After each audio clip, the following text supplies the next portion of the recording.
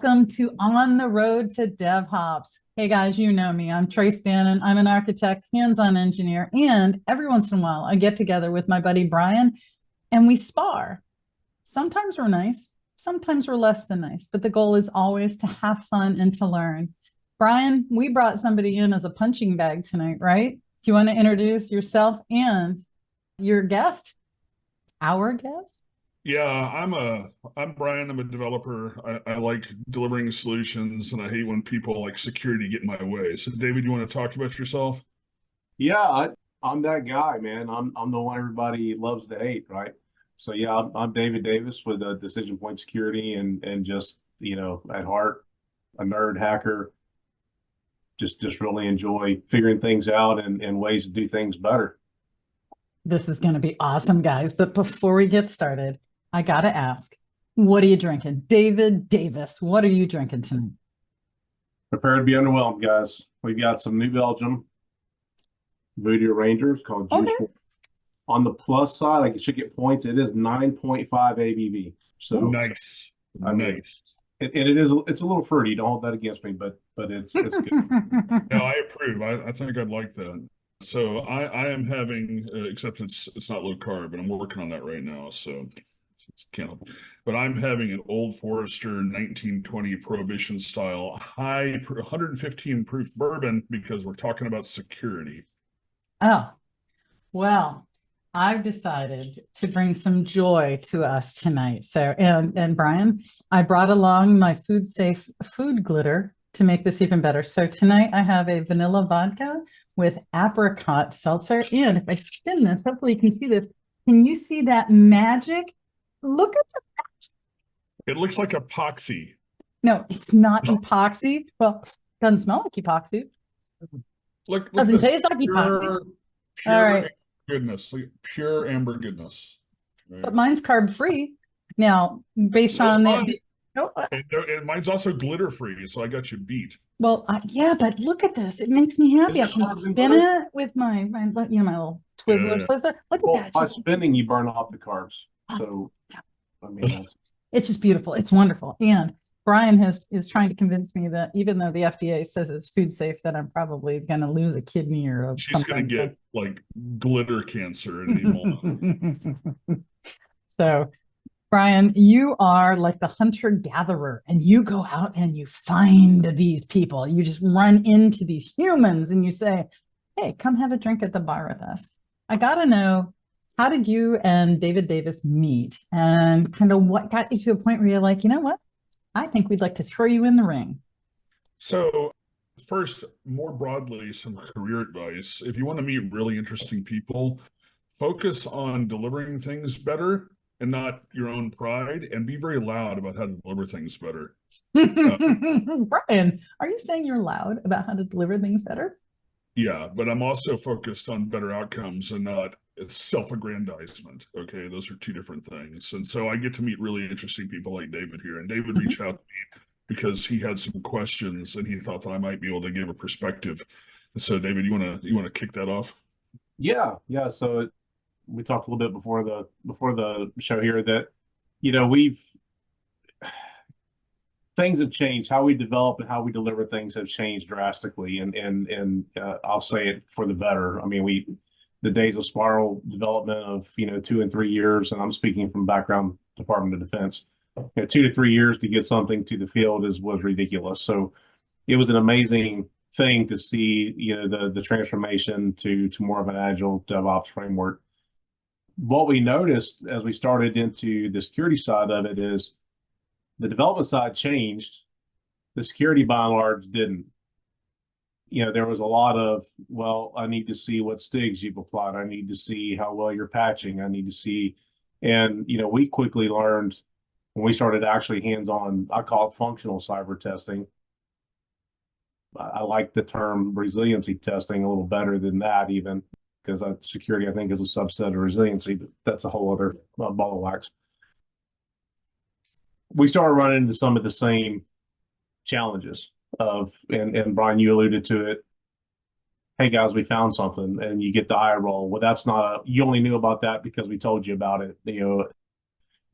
that's a local attack vector only. There's no, we don't, containers, we don't let people SSH in containers, so it's not a big deal.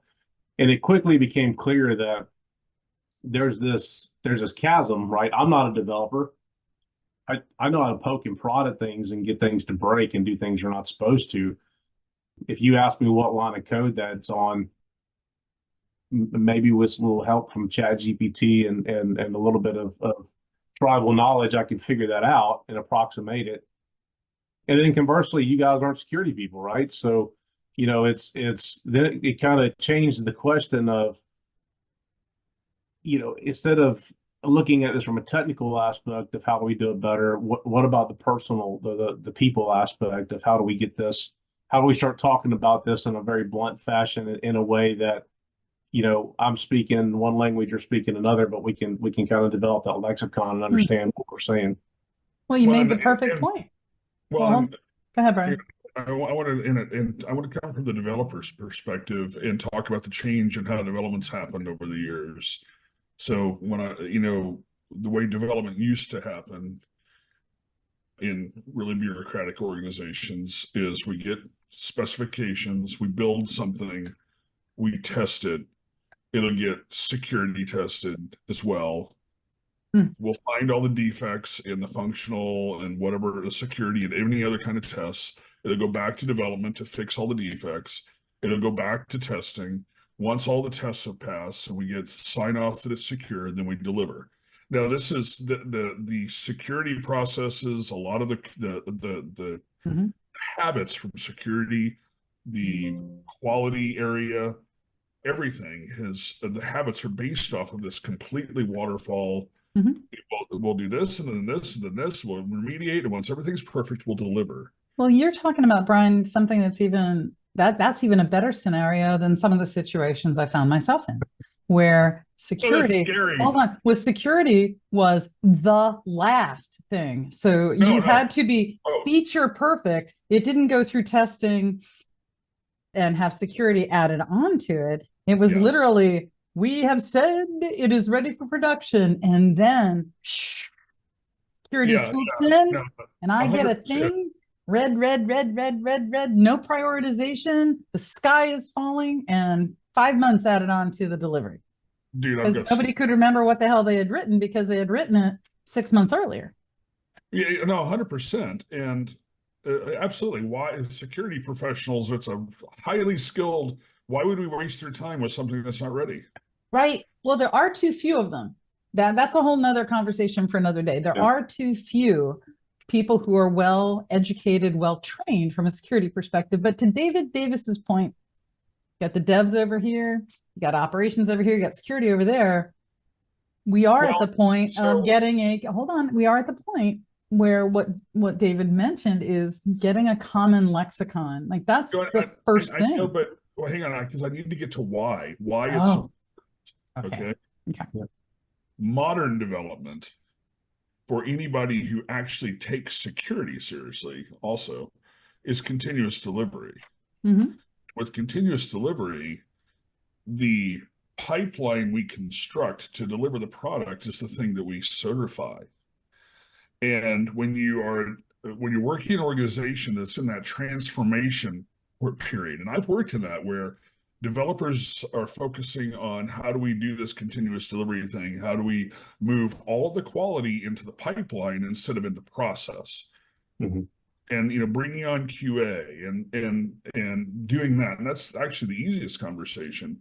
And then you've got, and this is something I've lived. You've got security. It's like, well, yeah, but after you finish building the thing, come to us so that we can certify it secure. Except that with continuous delivery, the first thing you deliver is a hello world of production, and then you keep expanding it. There is no final deliverable. And so you have to have these things baked into the front, but the habits aren't there.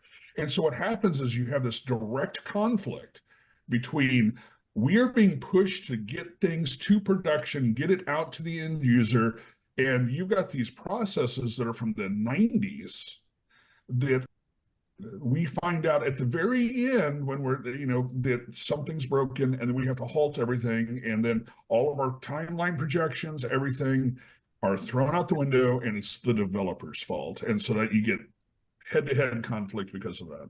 And to tag on to your to that comment about the pipelines piece, that and the pressure to deliver, a lot of times what we see there is what we've seen in a lot of different things, and that's kind of alert fatigue, right? So especially when you start looking at like Trivy and Anchor and SonarQube, and you start running through those processes, I think Partybus has a WASP-Zap, thrown in there, and they run scans against the containers, and you had the fortify. And it generates this enormous data set. The where does that data go and how it's processed almost becomes a whole other issue into itself, because it's, hey, we've got 20 CVEs. Okay, this thing's distroless. Most of these things aren't really relevant.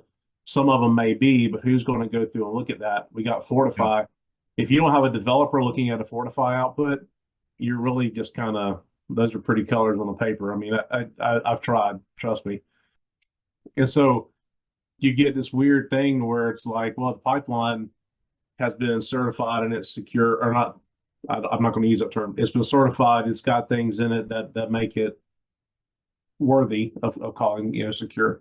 But then you have that data that comes out of it, and then the pressure to deliver. It's okay. Well, technically it didn't pass that gate, but we got to go. We got to push it. We're going to put a justification here. We're going to let it roll. Well, and so from a continuous delivery principles point of view, if the pipeline says it fails, it failed. I mean, and this is something I'm hardcore about, and why having really good acceptance criteria defined and automated in the pipeline. But the thing about security is, and by the way, this also applies to compliance, that if you want fake compliance, have audit every 6 months. If you want real compliance, bake the rules in the pipeline. If it's not in the pipeline, it's fake. But the scary thing about security is that the pipeline can't detect everything. Right. There's education involved that you have to, how do we get security to be not a roadblock? And this is something for every specialty, quality, compliance, everything. How do we move from roadblock and inspect at the end to automator and, as much as possible, expert as a service, security as a service, quality as a service, that sort of thing. And security is the scariest one for me. And the reason that I focus on security so much is because, and why I talk about you can't be secure without continuous delivery, is because I can be secure today, insecure tomorrow, and if it takes me 3 weeks to release a patch, I'm insecure. Right. And that goes into the resiliency column, and that's what we're talking about. That is hey, I can take a risk and go out knowing that if tomorrow Log4j pops and I've got a vulnerable service, I have a means I can get a patch rolled out, or I can do a fix. And I think to tag on to that, it's also understanding that in vulnerability from a technical standpoint, people are looking for CVEs, or looking for the known knowns, right?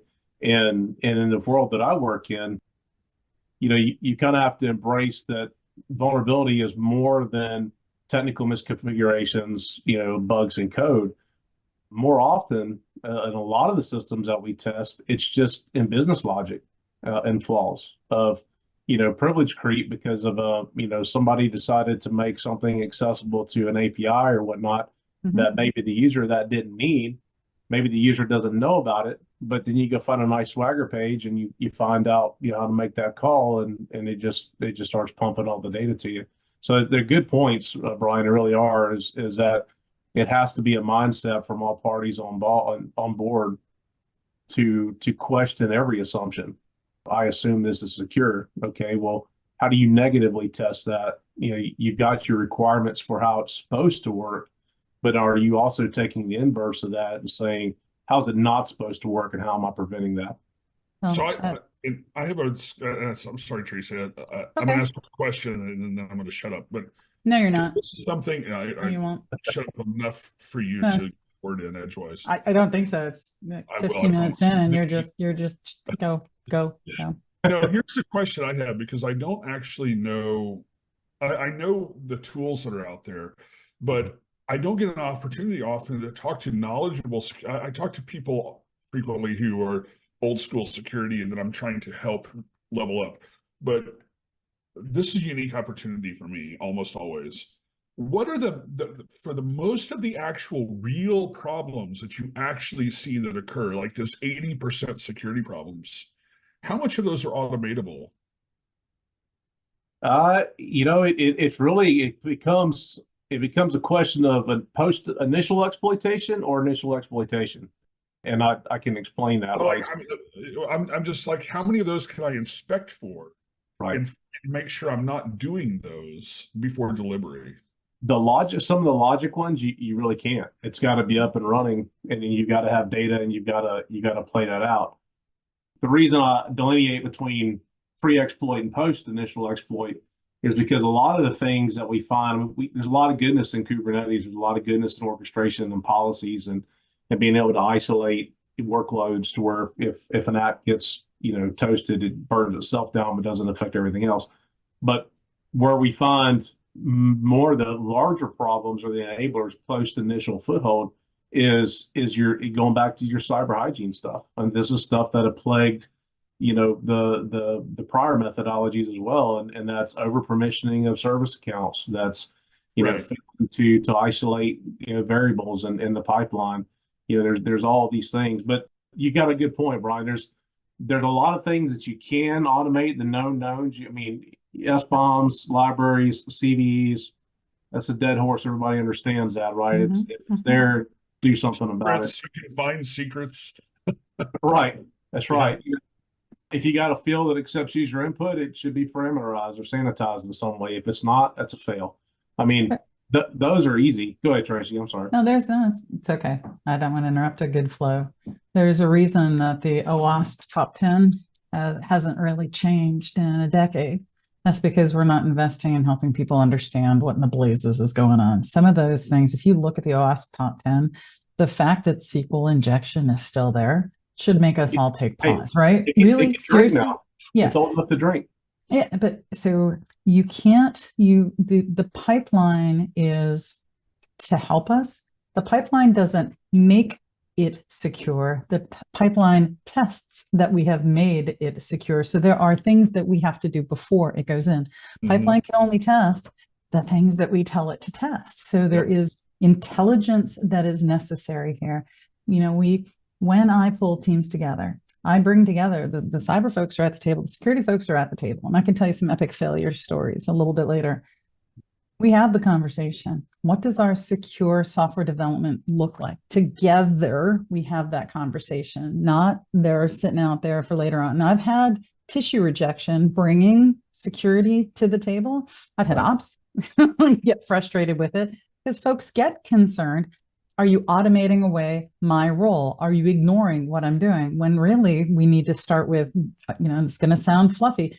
Everybody has to agree on what the mission and the vision is, right? That's where we have to start. We have to have blended teams where we're bringing together the different points of view. And we need to start threat modeling day one together as a team sport, right? And if you get even at that highest level, talking about the concepts with the business, on the things that what are they interested in having protected, it gives you a very different perspective. So threat modeling needs to be something that's indigenous. Teach people, right? Education, and make sure that threat modeling is a continuous thing, that it is part of this. Does that get automated into your pipeline? Yes, pieces of it will be. It'll be in your code, right? But we've got to get to some of the 101s, some of the basics that we're not doing. And no matter how much I try to protect you via the pipeline, it can only protect what it knows about. So this goes back to, so earlier today, actually, I was on a live stream about continuous delivery and doing a Q&A on CD. And somebody asked what the correct mindset to have before you start continuous delivery. A friend of mine is a pen tester, and he told me one of his coworkers said that his job was to investigate the crime of new development. Oh, that's terrible. Well, this comes to the point because when I answered that question, I said the mindset you have to correctly implement continuous delivery is customer centric, and not just the end user as the customer. Mhm. You have to be one team. If you are a service provider in security or quality or whatever who's outside the team, you have to be you have to either pretend that the team is your customer or join the team. You have to be a service provider. How can I help you? How can I make your job easier? How can we together solve this problem Mhm. instead of cops, police, right? That if you want to do continuous delivery correctly, it's one team. We don't compete against each other. We solve the problems together. We engineer solutions, right? And so this is the right mindset to have. And one of the problems we have with a lot of the habits that I see in quality areas, security areas, and development areas is it's all I only do this and I'm adversarial to everybody else and I'm focusing on this and not on the goddamn goal, which is to deliver value Well, there's in a the reason for that. speed of relevance. There's a reason for that overall. First I of love all, the they haven't bought into that vision, right? They haven't bought into exactly what you're talking about, Bryan. Everybody is not together that they are going to deliver value. They're solving a problem on behalf of the mission, on behalf of the business. That piece is not happening because you don't have that mindset. Then you have, unless you're a brand new organization, and then you will all agree on these things. But if you have history at all, then you have muscle memory. Then you have people who are risk adverse and they believe that it's riskier to change than to do what they've always done. So we get into this amazing lather, rinse, repeat cycle of I've always done it that way. Yeah, I could try to do it that way, but it's not working. So obviously, DevOps, Agile, all that stuff is bad. I'm going to tag that for my failure, and I'm going back to the way that I did it before. No, I'll agree with that, and I love that you brought up threat modeling because that was one of the topics I wanted to hit on. Is Bryan, based when you and I talked over the holidays, and I was just finishing up an engagement, and it was kind of a hostile thing that happened. We did some stuff, and it was like we hadn't been detected, and this customer's been working a lot on their SOC. They're trying to stand one up, and so we're like, what's one thing that we can do that like it's going to get detected? And so we took one of the security principles that we had. We had IAM Splat in AWS. So we just added it to the administrators group. We literally added it. We listed a few objects, EC2, and then we removed it. And predictably, we got a phone call. Hey, was this you guys? Yep, it was us. And it just got weird. So, but you and I talked, and are you guys familiar with Kelly Shortridge at all? With what? Kelly Shortridge. I'm not. I'm sorry. She's got a book called Security Chaos Engineering out. If you haven't seen it, I highly recommend it. It's fantastic. But in some of her blogs and stuff as well, she talked about threat modeling, and it's something that's been near and dear to Casey and I, my business partner, for a while. Anyway, they published an app. It's called Deciduous, and it's literally Deciduous.app is the URL. You can go look at it, and it's basically its premise is to mind map out a system and include so you can include your facts, you include your mitigating factors, and then you include your attacks. And what's really cool about that is we turned that entire engagement into this huge, I don't know if it's sanitized enough, I can't bring it up on the screen, but it's this huge, like if you were to print it out, it would go on like a poster size of all the things that were considered. And every time we hit a mitigator, the things that were attempted to end run that mitigator and to work around it. And that's where, when we talk about bringing a pipeline in, what came out of that was twofold. One, when we met with the development team in this case and was able to walk through that and say, well, hey, look, in this instance, you're doing container signing. That's fantastic. That's great. We don't see that a whole lot. Oh, but look, you're not validating the certificates, so you did a good thing here. This is great. You're missing one piece to that. Or, hey, if this runner is able to egress, it's unlimited egress. So, we injected something into a unit test, told it to call us. It calls us. Now we're able to dump environment variables. We're able to start moving laterally, and we're doing all the things that we can do.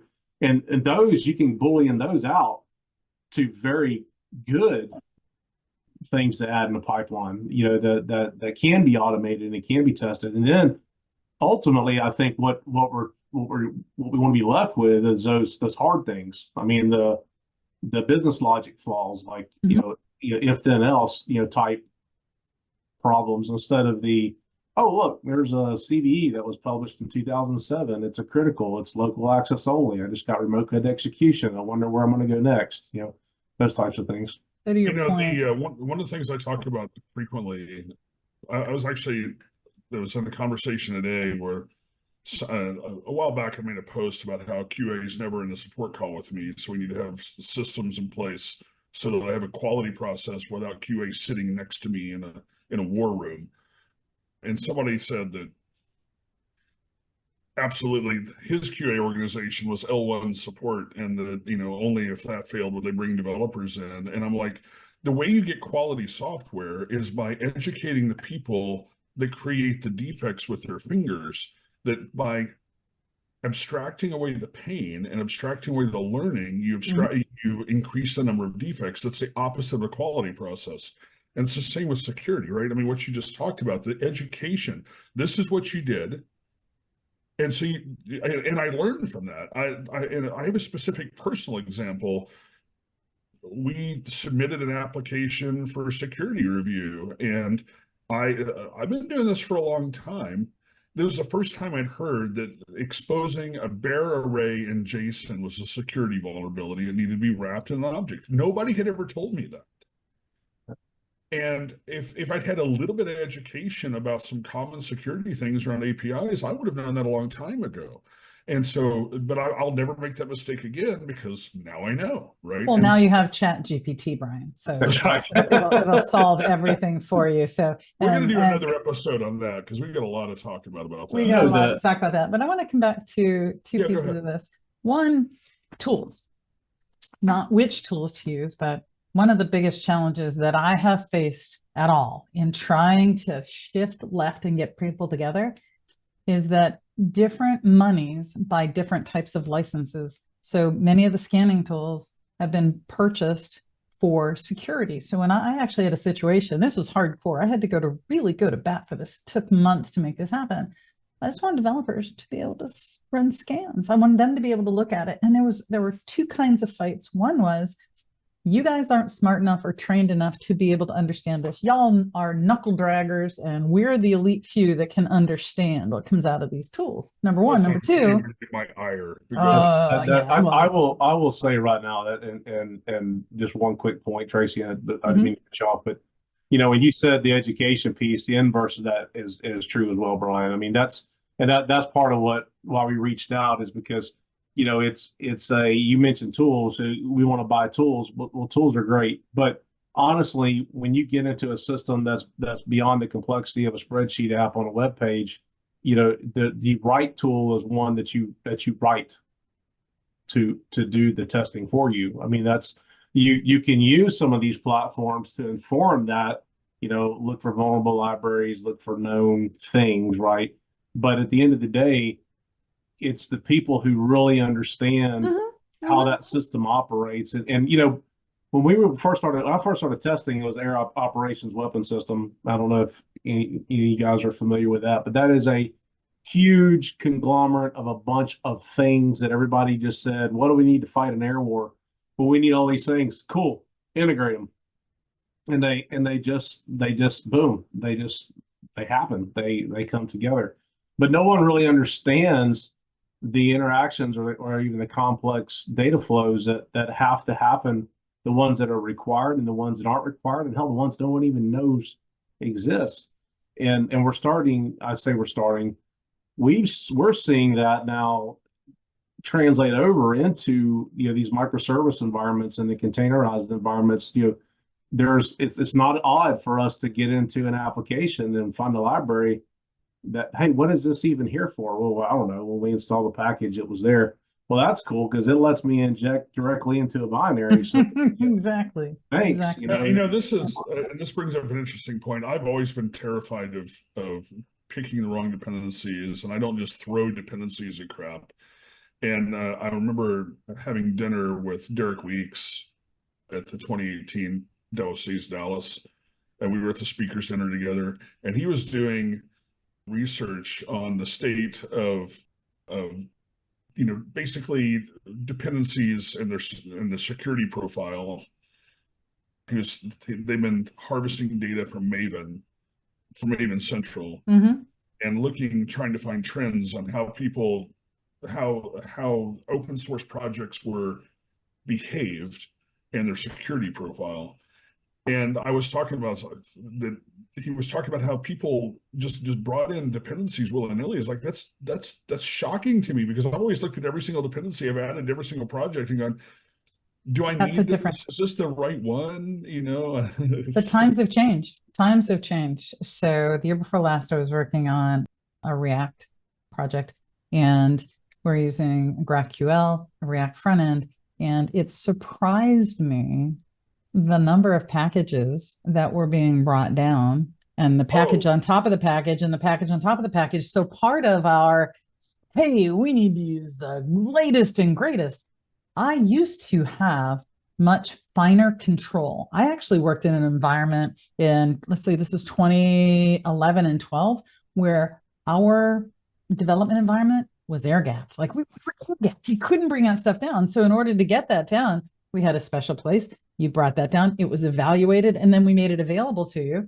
So you didn't go out to the internet to get the latest repo. There were 2 levels of control, but that gets after a little bit of what you're talking about here. Is there's package bloat beyond compare right now. And people add things in and they never remove them. People are not taking the time to clean things up. So you see this kind of sloppy old stuff. I have a tip for all the front end developers out there if they use React. Okay.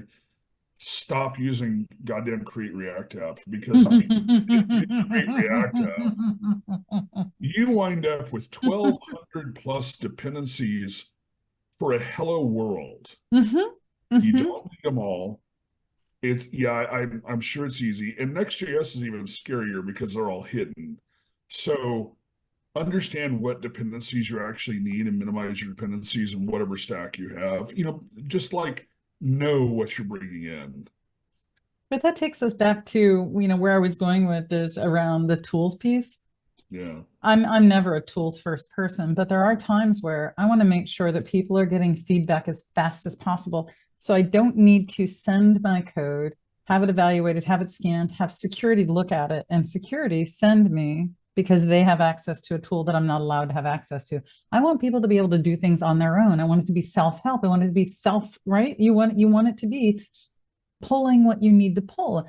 Getting those licenses is often a difficult task if they've only been allocated to an organization, especially if you have lines of business. Security team runs under a different budget than a software team. So I've run into a boatload of challenges just trying to get access so I don't have to throw it over the fence.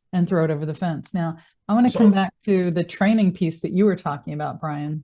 Well, I have 2 stories, and one of them is related to training. Okay. One story is where security and the platform had exactly the same tools, exactly the same access, exactly the same licenses. And I'm building something in a pipeline that's got all the security controls built into it. But there's a final security check before they'll certify us to go live. They have different configurations on the tools from the pipeline that I don't control the configurations. Okay. Pain. They had access to make sure that those were aligned, but they didn't really care. And when I asked how it is that I can know that I have a vulnerability, they said, well, check our screen over here that tells us whether you have a vulnerability or not, instead of the pipeline fails, right? And so this is a fundamental failure between where security is not collaborating with platform. They see themselves as other.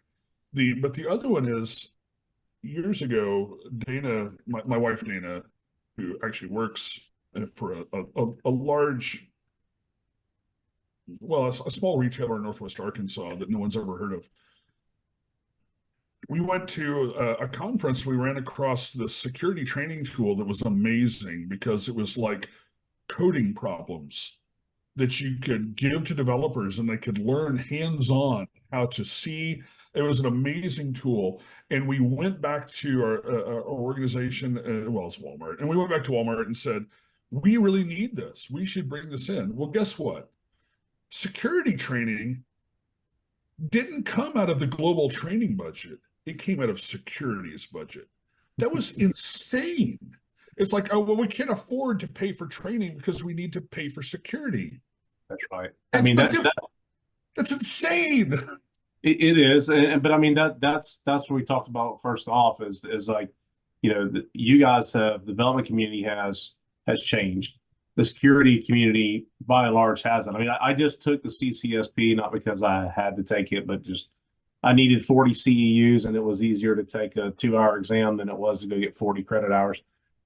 But that, ISC lexicon, International Security Consortium Squared, they're still super heavy in that, top-down approach, from security. And, there are those of us out there now that are starting to almost scream. And if you're a security person listening to this, get your head out of the tools, get your head out of the doctrine, and go sit down with a developer. Because it's, you guys, when you start talking to a developer who's very familiar with the system, they'll start telling you where the weaknesses are. I mean, hey, we did it this way, and I don't think it was the right way to do it, and here's why. And there's so much efficiency to be gained there. Mm-hmm. We tested some systems. This was years ago, but they were developed in the mid 90s, early 2000s, and there's only 1 or 2 graybeards around that would even understood the code. And we went and sat down with them for a half a day. And I mean, we could shorten our test by almost a week and a half, because instead of having to do the enumeration and the interpreting scan data and going back and saying, okay, was that a false positive? It was like, no, here's how the application works. Here's the code. We look at it. Hey, I think this is a weakness. Cool. Hey, John, go look at this. Go look at this API real quick and try to do something on it. It saved so much time, and we learned a lot. I still have a big gap in understanding a lot of this stuff, but the first step is got to be, we talked about educating the developers, is educating the security folks, and to that point, getting off of that, I am security, you will do what I say, into, help me understand what you're doing so I can interject my skill set appropriately. It's how do I help, right?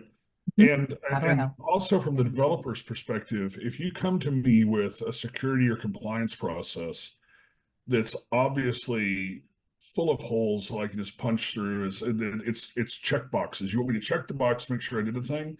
I will do the minimum required and bypass you because I'm going to deliver.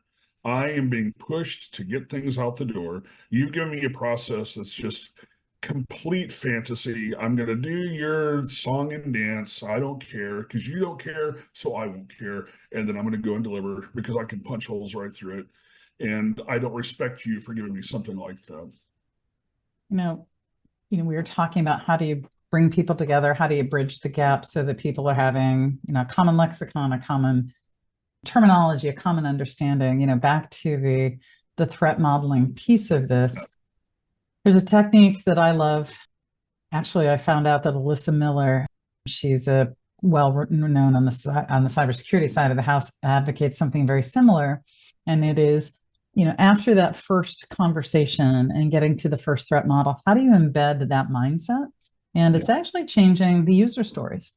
What? Change the user story. So I'm sure you guys are all familiar with, right? We call it the Mad Lib, right? As a blank, right? What kind of user you are. I want to, whatever the thing is that you want to do so that I can do something, right? Those are what we're used to. But imagine if you add on 2 new things. You essentially add on a critical asset and the possible threat. So you'd say, as a blank, I want to do this thing so that I can accomplish this goal. I want you to protect this from that. So here's an example. So as a car driver, right, I want to be able to enter in a destination name so I can navigate there without an address. And I want you to protect my search history from being accessed by anybody else. As soon as you add on a critical asset and a possible threat, the business starts thinking about security. The humans, everybody starts thinking about security. You start to culminate, to build, right, that security mindset, that it's not final testing before it goes out. It's not, at the moat. It becomes indigenous. It becomes a part of the fabric of what you do. One of the things I really push as a fundamental skill for continuous delivery is behavior-driven development. Because you can't do CD without continuous integration. You can't do continuous integration without tested code integrating. You can't have tested code if you don't have clear requirements, and you can't have clear requirements if you're just getting thrown over the wall stuff with vague requirements. And so behavior-driven development is that method of bringing in a quality mindset, a development mindset, a business mindset, hashing out how should this feature work. Imagine if you brought security in that conversation. Imagine if you brought compliance in that conversation.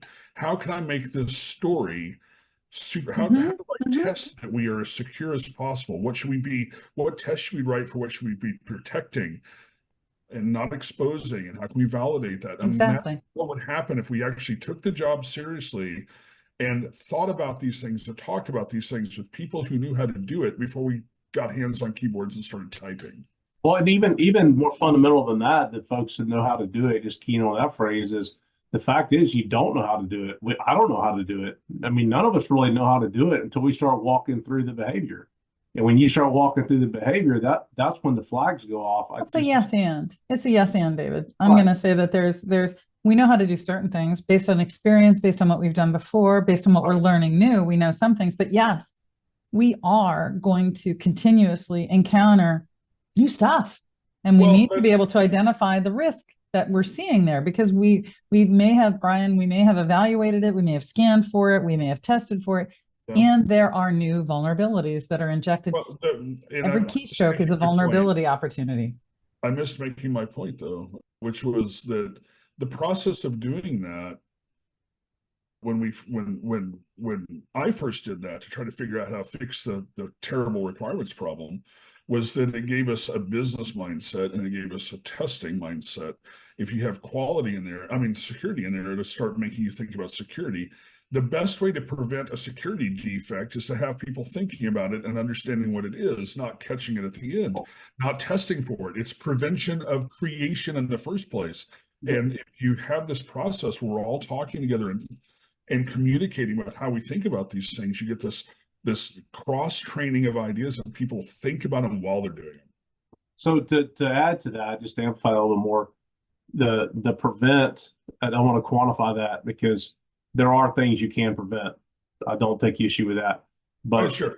You will not prevent all of it. You will not prevent No. Second part of that is, what do you do when it happens? Because I sit in meetings and I hear people say, well, that would never happen. Well, no, that's a castle moat. Let's go back to 1998. I sat in, Jesper Johansson, the head of Microsoft Security at the time, did this wonderful picture of a castle and a moat, and then we had this long talk about it.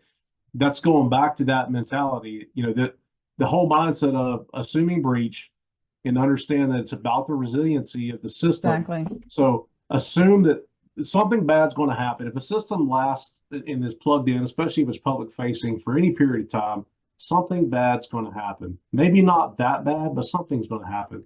So to you guys' point about the delivery piece, what the other side of this is, how do we detect vulnerabilities, but how do we design that through threat modeling and other business processes? One, what's an acceptable loss versus an unacceptable loss, right? And then putting our resources into making dang sure that we're preventing what we can prevent for unacceptable loss, but then also realizing that at some point we're going to get breached in some shape. How are we going to respond? How quickly can we? But that's the definition of resilience, right? The definition of resilience is the ability to create a positive adaptation or a positive outcome from a negative event, right? No, that is the definition of resilience, is to be able to fix quickly, react quickly, right? Whether it's a circuit breaker pattern or what have you. Go ahead, Bryan. This is why I say that you, if you're not doing continuous delivery and you're in an environment where security is important, you're living in a fantasy world and you are a threat to everybody around you. Because the point of continuous delivery is not YOLO into production, whatever we deliver. The point is to be able to respond. That from my perspective, continuous delivery is operations. We're optimizing for ops, we're optimizing for responsiveness, and we're testing it by shipping features. We're not shipping features really fast. We are validating that we have the safest, most secure, most compliant process to when things break, because you cannot make them not. Correct. When things break, we can respond quickly, safely, and appropriately without drama, right? That Without is the making extra definition. mistakes. And this That's is the the thing definition that of so many resilience, people Brian. miss. It You is. are- Well, and that picks up. I don't want to ruin Kelly's book for you because I do recommend you read it. It's great. Okay. She's got great vocabulary too. It's fun read. But that's exactly, we start talking about the good old days of Chaos Monkey, right? With Mhm. Netflix, and that's basically adapting that mentality of, not only do we got to do all the things, but hey, why don't we do something crazy like test it from time to time, but not from not necessarily from a standpoint of testing code through the pipeline, but let's stimulate an incident, and then it takes the work that we did threat modeling and it applies it, or incident response. How we handle that. Hey, maybe this isn't a hack. Maybe this is just who did the last commit on the code, and then we go to Bryan's framework and we fire that person because they put in a defect. Firing, yeah. Wait, did you call that Bryan's framework? I like it. I like the BFF, Bryan Finster firing framework. This is something that I've been having. I've been starting to push really heavily in the last couple of days, is because I've been making a whole bunch of posts recently challenging the classical view of we need to have testers out there validating developers' code, because developers they might be able to write unit tests, but they're not capable of really testing fully. And I said, and my point is, okay, you define what that workflow looks like from starting coding to delivery.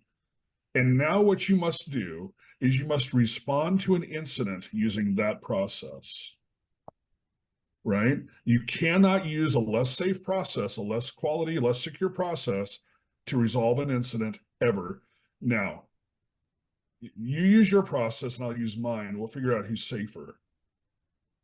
Well, there's no way that a tester, and I am a tester. I work for a test squadron and a test wing for over a decade. So I understand this part of it, but there is zero chance that a tester is going to understand what happened inside the synapses of that developer's brain when they were putting something together. So the only person that's really equipped to write that testing is really the developer, and that again highlights a gap that I struggle with, because we'll see stuff, and I get that request a lot. Hey, help us write tests that we can put into the pipeline to do this, or help us write a test so we can test this code. And it's like, man, I don't have enough time for that part of the engagement, and I'm not even sure I'm equipped to do that, because it reminds me back, gosh, probably 10 years ago, OSD came down and they said, all penetration testing, we want you to start recording a mind map. And it's as silly as it sounds. So basically, I should, when I'm testing, every thought or thing that I try or attempt while I'm trying to breach a system, I've got to keep a log of it, every thought. And then I also have to put why I attempted that and whether or not it was successful or unsuccessful. I don't think that's silly at all. I keep trying to figure out, I want to sit down and do that for CD, and how I think about that as an entire process, because I think that people. Yeah, well, see, this is a yes and. Mind maps, I'm an advocate of mind maps. There's a big one right back there. You can't see it on that wall. I'm mind maps all the time, all over the place, because it follows your tangents, right? It allows you to do those things. So I appreciate that somebody realized we need to get inside the head of the cybersecurity pro. We need to get inside their head. I appreciate that. Will it become, if it is done every day, all the time, I think it will lose its efficacy. But is there a place for it? I can see an amazing value, especially as an educational tool. If I put someone beside David Davis, if I put Trac Bannon beside David Davis, as you're doing that, if we pair instead of pair programming, we pair security tests so that I could better understand. Maybe it is a developer sitting with you pairing on that. Imagine what happens with that mind map. Maybe you're not documenting the mind map. Maybe Bryan, the developer, is sitting beside you, documenting the mind map and learning and understanding how you are going through the motions and creating a new mind map, a mental model, a new mental model for Bryan and for others. 100%. And I'll clarify. Yeah, mind maps in general are not a bad thing. Mind mapping while you've got a 2-week engagement. That's hard. Excuse me. I gotta stop. I got a thought. Excuse me. I got a thought. I got to exactly. Yeah. I got a thought. Yeah, because wait, I got a thought. Yeah, it's hard to flow your work if you have to stop and document your work. Exactly. Right. Cover all the notes. Okay, what does that look like? Well, I don't know. You tell us. Mind map it out. Tell us what it is. No, I understand. It's that's context switching, and that's also bad. Yeah. But the underlying idea is pretty good. Now, David, you shared with us a link. I didn't know if you wanted to talk about that. We're getting close to an hour, and I want to make sure that we use every minute that we have with you. Is this something that you want to share out with the viewers? Yeah, we absolutely can. And I didn't write this, had nothing to do with its creation. This was Kelly and it's horrible. I should know the gentleman's name, and I don't off the top of my head. But the link is Deciduous.app. Let's see if I can screen share. I can pull it up here. Let's see if this will come through. Do you need permissions or you have it? All right, excellent. Yeah. Cool. So what I really like about this is you can hand jam it out. Like there's no clicking and dragging. I mean, this is a graph viz basically diagram, but you draw it out and it's like pseudo YAML format. But just starting at the top, this is a simple example of trying to get to an S3 bucket with videos in it. I didn't create this example either, so props to the author. It wasn't me. But you start with the reality where we're at, and the first thing we'll look at is a fact, right? So there's this thing called the Wayback Machine. There's a chance that maybe somebody put some data on an earlier version of the website, embedded a key somewhere they shouldn't have in the application. Maybe we go to the Wayback Machine and we find that key, right? Right off the bat, we have 2 mitigations here: disallow crawling of websites. Auth is required. It's a private bucket, right? So then we move right into, we don't throw our hands up and run away. That's another, I love it when I hear well, we have this implemented. Great. I mean, Vladimir is not going to get to that thing and go, oh, drat, they thwarted me, I'm going to run away. They're going to keep trying. They're going to keep looking at other things. So are there any other public buckets associated with that organization? I love the YOLO suck. Anyways, go ahead. I'm sorry. Yeah. Look, we got a fact. So we found an S3 bucket that was set to public. I won't run through all of these with you because I think after you see the first 2 or 3, you'll get the kind of understanding. Okay, we found a public S3 bucket. It has video recordings in it. Each one of these attacks and mitigations can be a one to many or a many to many, because it's a thought process of walking through this. And a lot of times when you get people into a room who really know what's going on, especially developers, I mean, your business folks understand the importance of the videos, but they're not going to understand what it means to intercept 2-factor authentication or get certificates to SSH into a machine. But you will notice that every time a mitigator is identified, there's not one single attack that's attempted.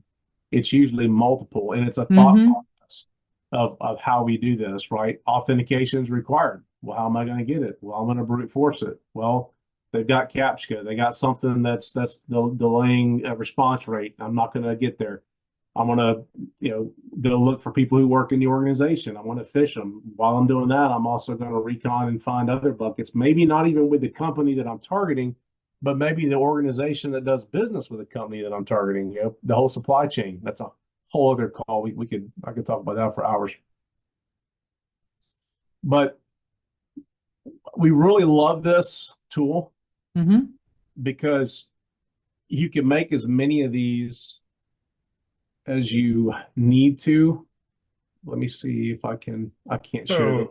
I've got one already, if nothing else, I have been looking for this application. This is a current reality diagram with mitigations. And this is exactly how I've wanted to document the way I, just keep growing like this for why CD and what we should do and the dependencies and the problems and how to solve them. And Brian, what did you use before? I've been looking for this tool for a long time. What tool did you use before when we were working on this? Was that just a Lucidchart? Was it Lucidchart or something? Yeah. Because this or Mermaid or something, any of those. I've used Mermaid, but Mermaid doesn't have a current reality diagram like this at all. But here you go. The language is here, and now let's take CD and let's codify it. Format for several diagrams. And so, thank you so much. Just for David, you've helped me so much just with this. Hey, dude, to hell with all the other security stuff that you've talked about. Brian now has the tool that he needs. Yeah. So one tool to another. I asked Brian, when you start using it and you guys go to session, call me in if you can. I'd love to listen to someone with your experience and that background kind of go through this. And I'll even volunteer time to participate and inject if you want. You know what? It would be a lot easier if I was talking to somebody, because it's very hard for me to remember the things that I already know without a rubber ducky to talk to. All right. So David will be your rubber duck. I like it. Yeah. I like it. So we're at the bottom of the hour, the top of the hour, bottom of the hour, the end of the hour. David Davis, you have been fantastic to talk to. Is there anything that you'd like to kind of leave the listeners with right now? I really appreciate the opportunity, and don't hate not all security people are bad. There's a few of us that can read and kind of understand and adapt. I think everybody who's in the field, for the most part, is in it for the right reasons, and their heart's in the right place. But learning how to bridge that communication gap and understand that, I am a security person, is we've got to change. I mean, a lot of the techniques that we use to find vulnerabilities, in some respects have not changed, but the way you affect change has. And if we don't acknowledge that and embrace that, then we're just going to create a bigger rift and things don't get better. So that's where I'm at. So I really appreciate the time with you guys, and I really hope we can keep talking offline or do this again sometime as well. Oh, absolutely. We have repeat offenders. So Brian, anything you want to summarize? Well, from a developer's perspective, my advice to the developers is, number one, find people like David who are advocates who want to help and learn from them. Collaborate with them, find out what we can do to make this better. And also the same with compliance. I've worked with compliance people who are police. I've also worked with compliance people who wanted actual compliance instead of compliance checkboxes. Do the same thing. Same with QA. Find smart people in QA who want to do the right thing. And the others who just want to be cops and roadblock you just bypass them and ship. So I'll add in a third perspective from a software architecture and from a software engineering perspective. Yes, and yes, and yes. Mentor, reach out. Don't advocate just that your developers go and find somebody. Don't advocate that the security folks just go find somebody. Make it happen. Facilitate, right? Act as that intermediary. Act to bring those people together. If you're worth your salt, you are trying to help everybody understand what's going on so that you have that shared mission, so that you have that shared vision. Thank you, David Davis, for being here. Thank you, Bryan Finster, for being, finicky and feisty and, abrupt and all those wonderful things that make me just adore you. And for all of our listeners, if you like the content, if you like what you've heard today, do like and subscribe. give us your comments, reach out to us, tell us the topics that you want to talk about. David Davis is going to be giving us more things to talk about. He is going to be coming back. And yeah, that's it, guys. Thank you. And we'll see you on the next On the Road to DevOps.